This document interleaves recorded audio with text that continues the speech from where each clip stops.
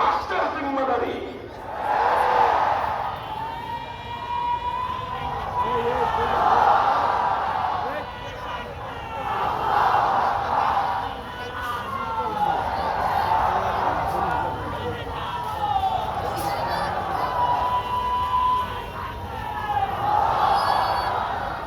ইনশাআল্লাহ দায়িত্ব নিয়ে বলছি কথা, আল্লাহর কোরআনের উপর আস্থা রেখে কথা বলছি।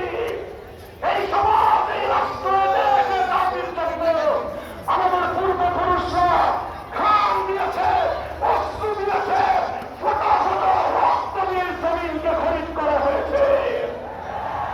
কিন্তু আমরা এই জনপদের মানুষকে তাদের প্রকৃত অধিকার দিতে পারি নাই। জুলাই মাসে শুধু বৈষম্যহীন বাংলাদেশ করবার স্লোগান উঠেছে, আজও বৈষম্যহীন বাংলাদেশ